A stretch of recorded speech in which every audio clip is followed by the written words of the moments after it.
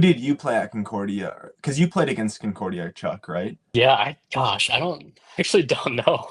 I Me- Oh, you when don't. I was Damn, at damn, when I we was played.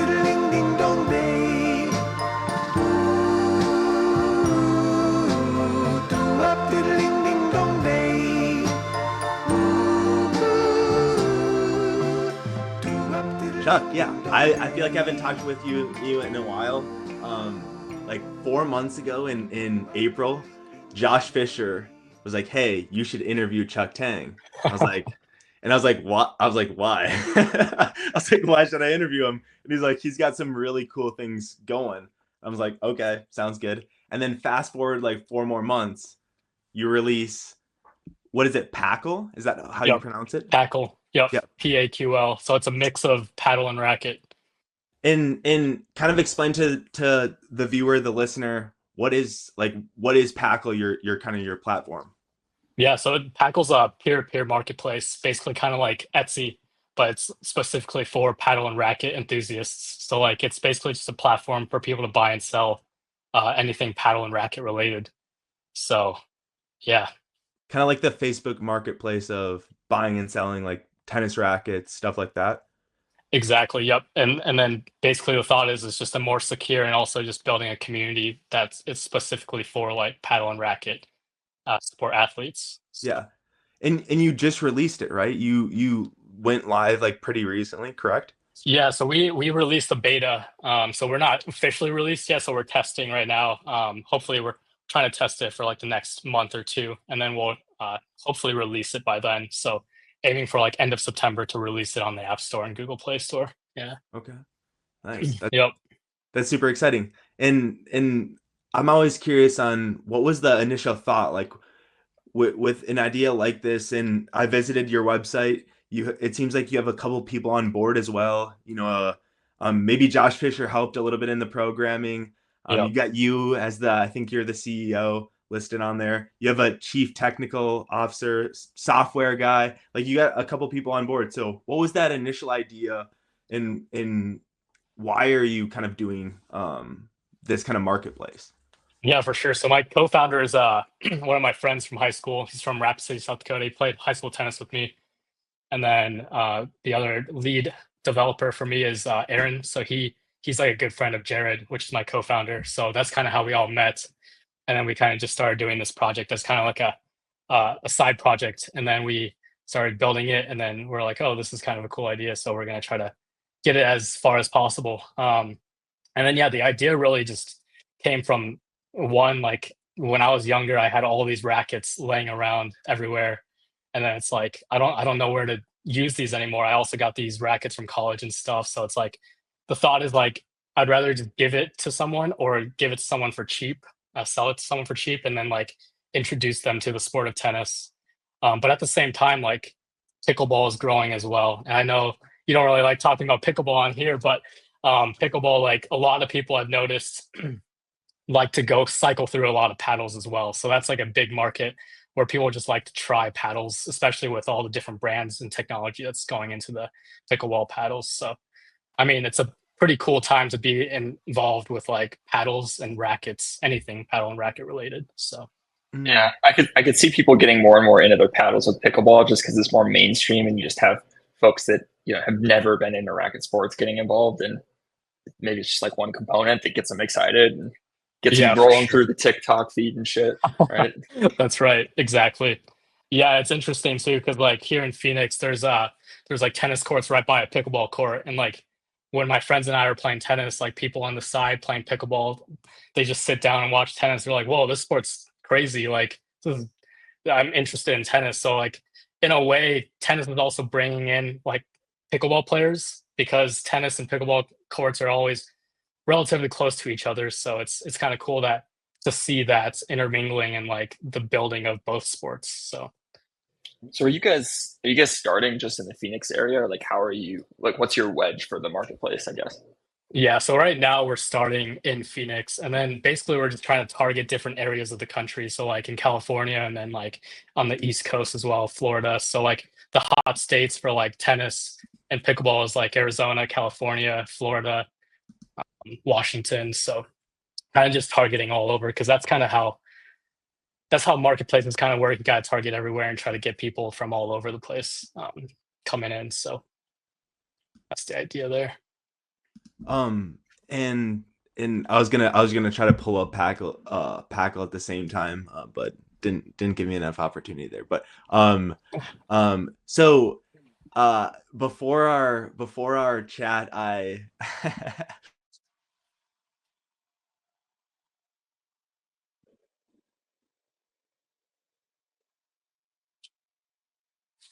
He frees for you too, Chuck. Okay, yeah, I thought it was me at first. Great, because then you're going to capture all the value. Yeah, you're back. dude, I think my Wi-Fi went out or something like that. So right now I'm plugged into my phone, like I'm using hotspot or whatever. So Okay, hopefully that holds up. yeah, hopefully this holds up. That's never happened to you, I don't think. No, this is the first time that it's ever happened. So I don't know what to say. But anyways, let's take a look at the website. All right. So who created the website? So it was kind of me that created this landing page here. Okay. Just with Jared as well, my co-founder. So we kind of just laid out basic front page. Yeah, I like it. And one question I had before. So let's say I'm selling a racket, a used racket.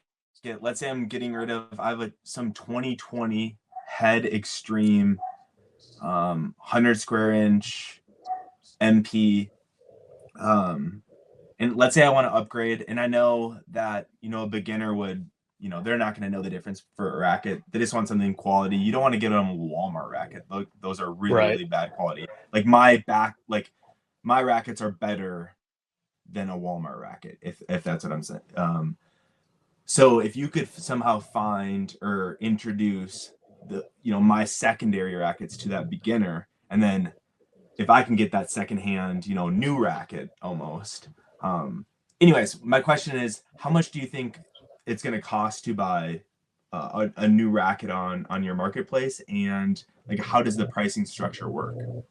Yeah, so it's like, for example, if you had a 2020 Head racket that you wanted to sell, you'd go on there and you'd list it yourself and you'd set the price yourself. So you'd think like, oh, I want to sell this for $150. You'd list it yourself, and if someone finds that they are also looking for a Head racket that they just like started playing, but like maybe they're ready to move on from that Walmart racket they bought, and then they buy like a better, obviously like a more professional racket or like a more not beginner racket, then they go onto this platform and find your racket on there for like cheaper than like a $300 brand new racket that they buy. So yeah, I feel like it's a great, like, being able to target kids going into like middle school sports. I feel like maybe those kids don't have like a ton of money where they can like use a platform like this to buy quality secondhand racket. And I guess that's a question I have that kind of just spurred from the question from that thought was, how do you maintain like quality? Are you gonna have like a specific like rating system where you can like rate buyers and sellers, kind of like eBay, where you get like 5 stars, stuff like that? yeah, exactly. So like once an item sells, we basically allow the buyer to review the seller. So we don't actually review like the item itself, we just review the seller. So like if the seller sold them like a racket that's cracked or something, obviously they're going to get a bad review. But we also have a dispute system in place where like if they do receive like a cracked racket and it's not advertised as, like, if they advertise it as like excellent condition, they receive it as like a cracked racket, then obviously they can file dispute and then they'd get like a return, and then we'd start like a return process for them. So And is there like a time frame or a sweet spot that you kind of have to hit, or can you kind of steadily grow this? Like for a YouTube channel, for example, like you slowly grow that over time, slowly build it. But for a platform where you're buying and selling, you almost need everyone to come together all at once. Because let's say I go to the exchange and there's like no really action, maybe I'll be deterred from going back. You know what I mean? So you want all that Right. kind of that frenzy at the same time. Do you have a plan for that, or like is that kind of how you view that, or can you do slow and steady for something like this? Yeah, I think so. That's kind of a hard question, but I think my plan is to kind of start out locally first and then kind of just hit like different communities and then just reach out to different like tennis communities, pickleball communities, and kind of just get the word of mouth out and just kind of plant in the back of someone's mind like, hey, there's an app out there that allows you to sell rackets, or if you're looking for a used racket, go out there and there's a platform there for you. So like it's not necessarily getting everyone on there at the same time. It's more so just planting the seed, like, hey, this exists. So like in the chance that you do have a racket that you want to sell, like go onto our platform and sell it. So to answer your Yeah. question, it's kind of like we'd like everyone to get onto our platform as fast as possible, but in reality, that's going to be a very hard challenge. But so slow and steady, I think, at the beginning, and then hopefully it'll catch fire at the once we get more users on there, and then the word of mouth kind of just organically spreads. So, Did you guys watch Tennis Warehouse racket reviews growing up or in high school or college? I did, yeah. Remember those? Could you Yeah. see yourself? Could you see yourself doing something like that to just like bring eyes to the platform? Because I loved those. I feel like that the Wait, what are they before you answer that, Carter? Yeah, you want me to do it? Yeah. So basically Tennis Warehouse had a team. I don't know if they still do it, but they used to have a team that would just basically go out and demo rackets and create a video of it and then upload it to their site. So then when you're looking at the Babolat Pure Storm in 2013 and you're looking at buying it, you can look through the specs and then have a link to the videos and you could watch the 10-minute review video they made. And then you could just jump over to the arrow and then benchmark it against that review. And sometimes they'd review them in like bunches, so you could get a better like apples to apples comparison. And they just did a good job. Good personalities involved, pretty consistent in how they reviewed them. So it actually was like pretty helpful when you're buying them. But I don't know if they still do them, but it was sweet. And when you're a high schooler, just like getting in tennis and you're excited to get that new racket, it got you pretty pumped up for it. Yeah, for sure. Those videos were sweet, and I don't know if they do them anymore, honestly. I know they still have, like, a demo program where, like, people go demo rackets, but I don't know if they do those reviews anymore, unfortunately. But, um, that question, yeah, I don't think I would be able to do those reviews because I'm not really, like, a racket head, like, I don't know, like, the technical specs of a tennis racket. I'm just a guy that loves tennis. So, but I think I would love to like bring people on that like knows something about like tennis rackets, like the specs of a tennis racket, or just like maybe like interview someone that knows something about like the newest and greatest like Babolat racket or something like that. But to answer your question, I wouldn't be able to Ooh. do like a review on like a tennis racket. Yeah, that um that kind of gives me some initial thoughts of like maybe we should have some tech wizard, some get into the into some company where someone, because there's got to be someone who's designing the tennis racket, right? How can I interview that person, and then Yeah. maybe have like a little bit of round table whatnot. My question to you, so when I first started the YouTube channel, you always got to like hype yourself up. You might have a few different Google accounts. You might subscribe a couple different times to your own channel to increase the following. How many rackets are you going to be listing on your Paql interface once it goes live? Of my own. Yeah, of your own. Of my own. Oh man, I have so many, but they're all back home in South Dakota. So like I probably have like 15 of those old Babolat rackets that Rafa used to use, like the yellow ones. And also the black and white ones. So I mean I probably have like 15 to list on there and all of them are in decent conditions. So uh, yeah, 15 rackets probably to Okay. kickstart it off. And which one of these guys was you said your roommate? No, so one of my co-founder, he's from Rapid City, South Dakota. He Okay. went to high school with me, a couple years younger than me, Okay. but yeah, we played on the high school tennis team together. And then And how'd you the meet? developer is Jared's friend, so we all kind of Okay. got together. Yep. Okay. Nice. Good deal. And another kind of interesting activity I did before this is I plugged your background, and I kind of want to share each one of them because it's kind of interesting. Okay, I don't let's know hear it. if you've ever done this before. Here, let's go. We'll go share screen. Wow. See if you can see this. Here we go. So I went to 3 different search engines and I said, give me an overview of Chuck Tang, North Dakota tennis player, South Dakota tennis player. So I wanna run through your background, kind of like I always hate. I've been listening to a couple other podcasts that talk about tennis, and I officially hate the question, how'd you get into tennis? But my question to you is, what were some of those first influences of you, and kind of those influences that made you go further in the sport, if that makes sense? Yeah, I'd say, I mean, I'm from Rapid City, South Dakota, so it's a city of like 80,000 people, 70,000 people, so it's not huge. So like I kind of just went to the tennis courts and hung out with everyone that was there. At that time, there was a lot of really good high school players. So a lot of people like Billy Pollock played for Creighton University, really good player out of Rapid City, and then Jack Hamburg also played at the University of Minnesota. Very high level players. Kind of just hung out with all those guys that are much older than me and just played tennis with them. It was such a good time. So I think it was just a community aspect of all the tennis players in Rapid City, of like the high schoolers, even the middle schoolers, and even the adults there, that got me just to play tennis all the time. A lot of them were like ended up being really good friends of mine. Some of them best friends. Um, and then yeah, my high school coach, and more than a coach, really just a mentor, is Jason Olson.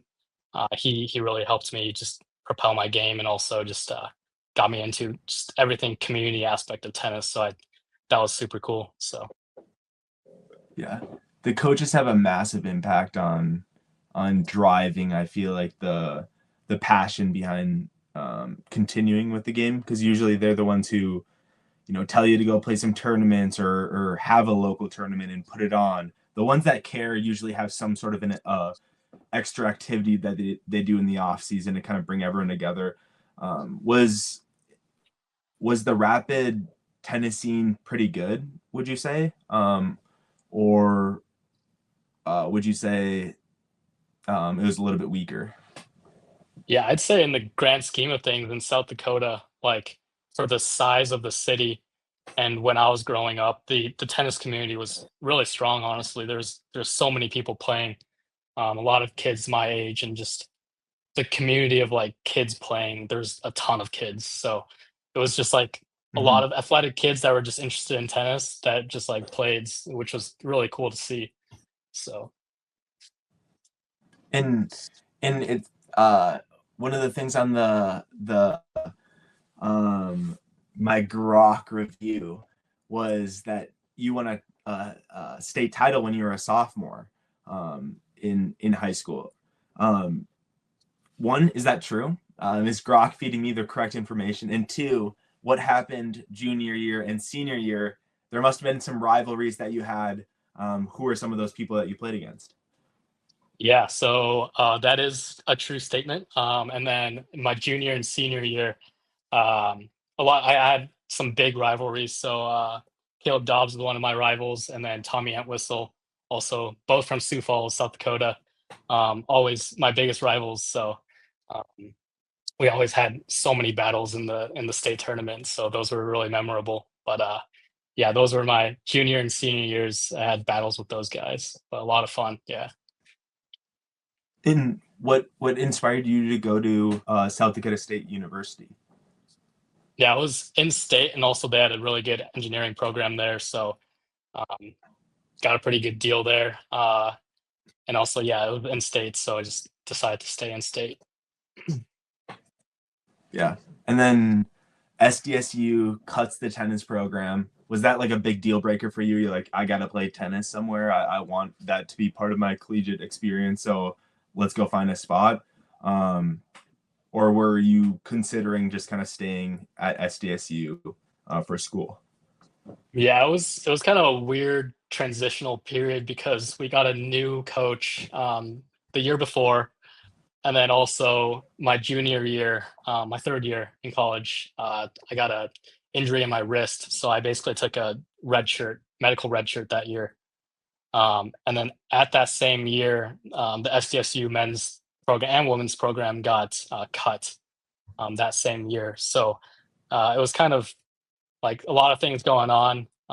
But I knew that I had 2 years left of eligibility because of my medical red shirt. So I decided to transfer over to University of North Dakota to finish my degree and also play those last 2 years of college tennis. So Yeah. And maybe this is like a bad, I don't know, maybe a bad question, but like, how'd you hear that like the program was getting cut? Like, did you guys have like a meeting or something, or did you like hear it break, like the press, like the news break, like in the news before? What was like the communication channel? yeah, it was basically we got called into a meeting, all of us, and got sat down in a room, and they just told us that our program was cut. It was pretty abrupt. Things were kind of rough It at was that super time, direct. anyways. Yeah, it was very direct. So yeah, things were kind of shaky at that time, anyways. But didn't think the program was going to get cut. So that was kind of a shock to Yeah. everyone, but very abrupt for sure. So you go up to UND and you're teammates with Matt Hokinson, I believe. Were you teammates with Matt for a year? Yeah, I was teammates with Matt for 1 year. Yep. Yeah. How was the being teammates with Matt Hokinson, and what was the kind of the team vibe your junior year and senior year at UND? Yeah, Matt. I mean, Matt. First of all, is a great guy. He's loves tennis. He's super involved in tennis now. I think he just took on a new coaching gig in Sioux Falls, South Dakota. So, um, and then yeah, my junior year, my first year at University of North Dakota, it was super fun because during that time, a lot of people transferred over. I think there was, if I remember correctly, there was probably 6 new guys that came in at the same time. It was me and another buddy of mine that transferred in at the same time. We both were at SDSU and then transferred to North Dakota together. Jake Coleman, one of my good friends, also from North Dakota, he transferred over from Miami. And then, so that's 3 people already. And then I think 3 other guys also transferred in. Johnny Carmichael from played at Kearney originally, and then he transferred over. And then 2 freshmen, Nate Sitar and Pavle from Europe. So, I mean, that super solid group of guys just came in at the same time. Uh, so it was super fun to see. It kind of changed the program up a bit, I think. Yeah. I believe that maybe your first year was the first year that they had scholarship money, or maybe it was like the second year or something like that, correct? Yeah, I think I think it was my year was the first year. It could have been the year prior to me, honestly, but I can't really remember Yeah, exactly. because they started being able to, obviously give some scholarship money, and like your talent level just increases, because that's when you get all the foreign players. Is they'll, if you can give them, free school, or almost free school, they're a little bit more likely to play. Would you say you had the majority of international teammates compared to U.S. Tennis local players? Yeah, I think it was split. I think I'm trying to think. I think it was pretty split, honestly. It was close 50-50. It might have been like little 1 or 2 guys that are more than the US guys, but it was pretty solid in terms of like Division 1 tennis. Like for a team, I think there was a good split of Americans and also foreigners on the team. So I mean my first year at South Dakota State, I think I was the only guy from the US. So um, yeah, You got there after Parker Lawley graduated, right? I did. Yep. Yeah, Parker graduated I think a year or 2 before me. Okay. And And then then I played who it. was that Yeah. dude that went to St. Thomas after the program got cut? He was very good. He played in our Uh, conference. Yeah, I think it was big lefty. Gary. Oh, so there was Gary Notkin from Minnesota. Luke Ellefson, I think, is the guy that you're Yes. thinking of. Yeah. You had a couple battles with him, at least in dubs, right? I think so. Yeah. Yeah. Yeah, You have a pretty good memory. I can't remember any of my matches, honestly.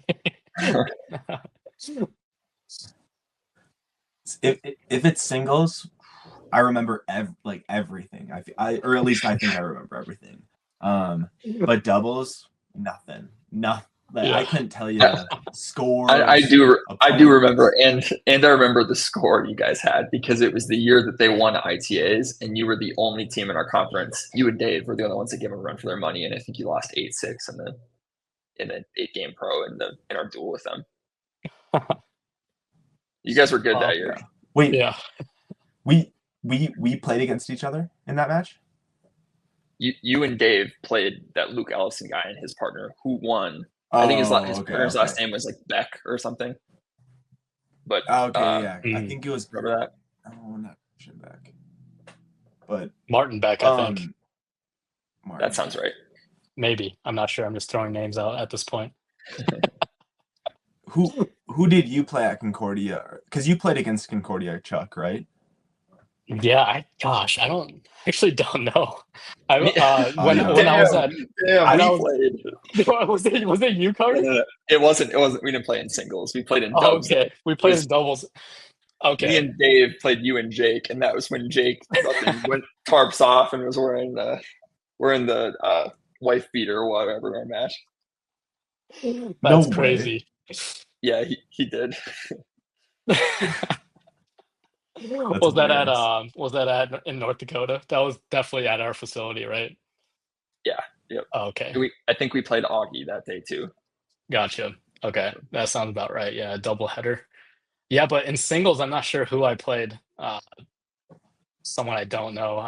I think I played around like the 3 spot, maybe 3 or 4 that year. I can't remember.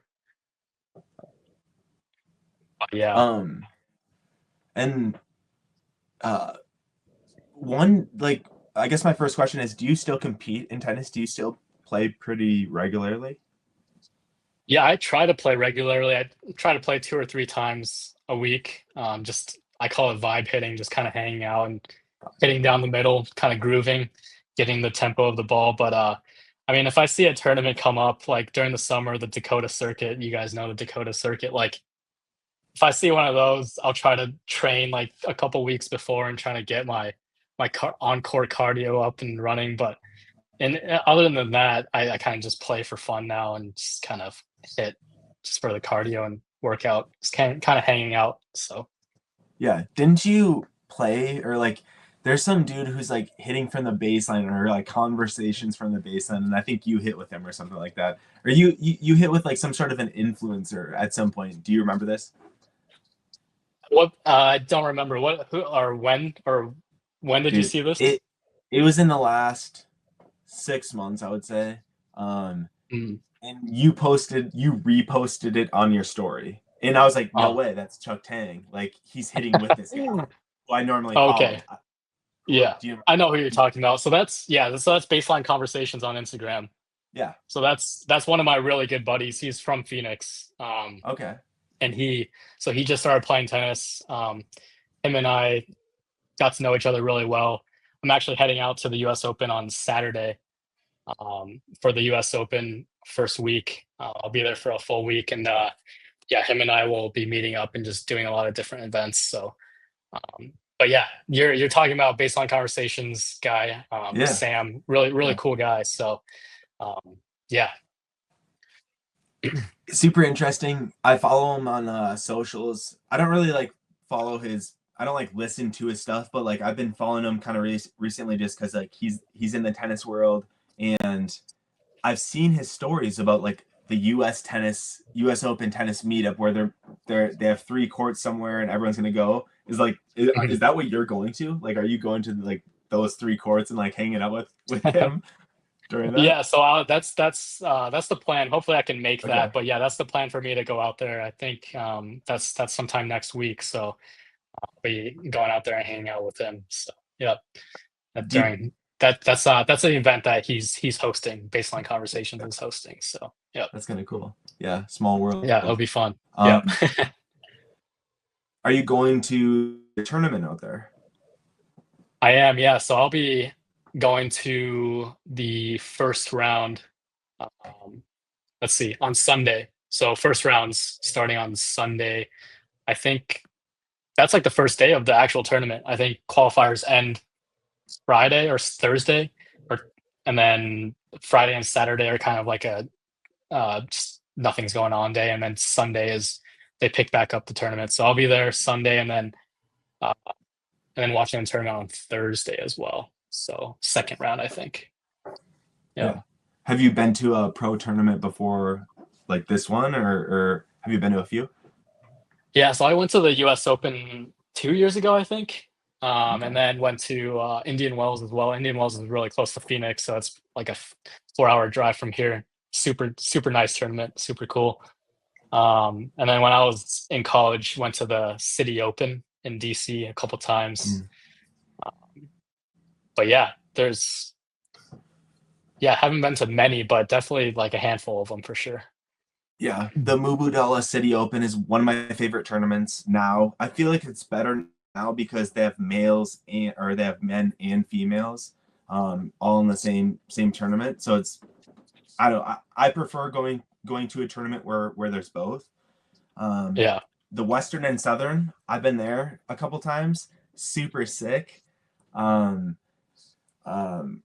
second year that I went, the Bismarck Mandan Tennis Association they had like a bid out, like, hey, we have some tournament tickets.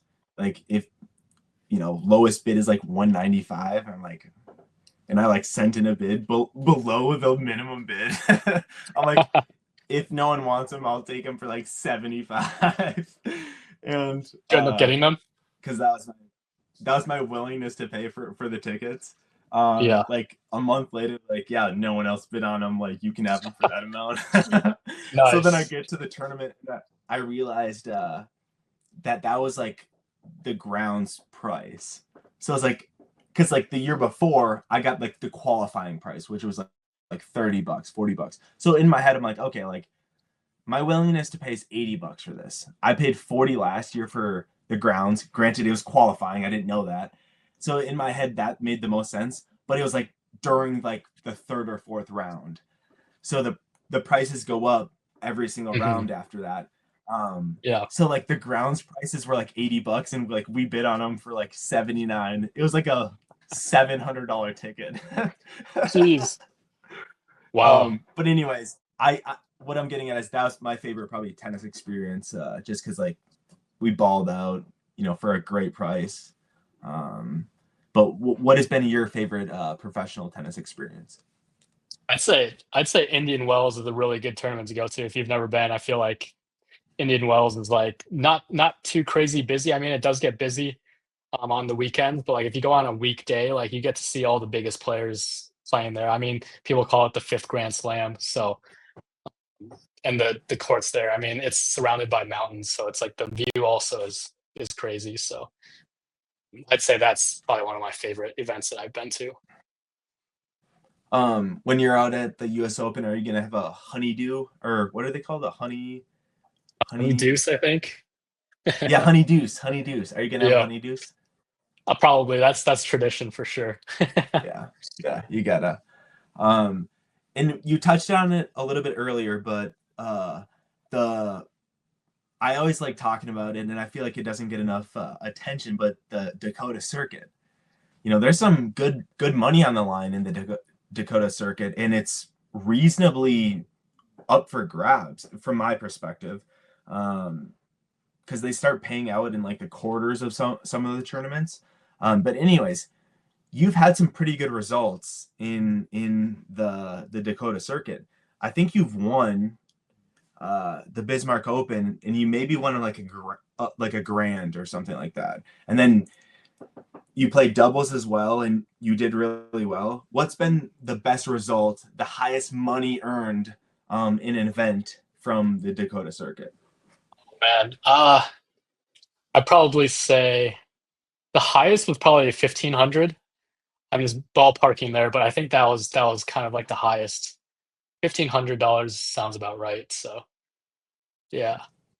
Yeah, sorry. My mouth is so parched. I don't know why, but um um yeah, and then we had a battle, or we had a match.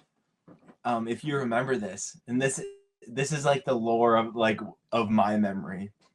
But I think we were playing in a final, and I can't remember which year it was, but I think it got moved to inside because of rain. So we were playing at in Bismarck at Capital Racket, and I think there's a really close call. I don't know if it was the first set or second set, but I was like, and I was playing you, and I was like, Yeah. no, like I'm pretty sure, like I guarantee you, it was like, oh my gosh, no, and you like held your answer. Do you remember that moment? First of all, I don't honestly. I can't remember that moment. Who yeah. What happened with that match?